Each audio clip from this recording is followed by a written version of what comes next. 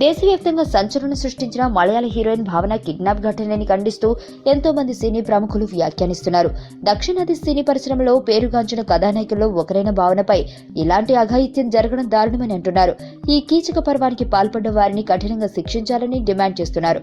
తాజాగా ఈమెకి కన్నడ హీరో కిచ్చా సుదీప్, తమిళ నటుడు విశాల్ మద్దతుగా నిలుస్తూ నిందితులపై మండిపడ్డారు. ఈ ఘటనపై విశాల్ స్పందిస్తూ స్టార్ హీరోయిన్ అయ్యుండి కూడా ఇలాంటి ఘటన గురించి ధైర్యంగా బయటకు చెప్పడం నిజంగా ఎంతో గొప్ప విషయం. ఎంతో భద్రత మధ్య ఉండే నటిపైనే ఇలాంటి అఘాయిత్యం జరిగితే ఇక సామాన్య స్త్రీల పరిస్థితి ఏంటి? ఈ కేసులో నిందితులను కఠినంగా శిక్షించాలని నటుల సంఘం తరపున కేరళ ముఖ్యమంత్రికి ఓ లేఖ పంపాము. ఇలా లైంగిక వేధింపులకు పాల్పడే వారిని తుపాకీతో కాల్చి చంపేయాలని ఆయన ఆగ్రహం వ్యక్తం చేశారు. ఇక సుదీప్ మాట్లాడుతూ, ఇతర మహిళలకు గౌరవం ఇవ్వలేని వ్యక్తి తన తల్లికి చెల్లికి కూడా గౌరవం ఇవ్వడు. అలాంటివాడు ఈ సమాజానికి అనవసరం. శారీరకంగా బలవంతుడినని నిరూపించుకునేందుకు ఇలాంటి మానవ మృగాలు అప్పుడప్పుడు చెలరేగుతుంటాయి. త్వరగా విచారణ చేపట్టి నిందితులకు కఠినంగా శిక్షలు విధించాలి అని డిమాండ్ చేశాడు.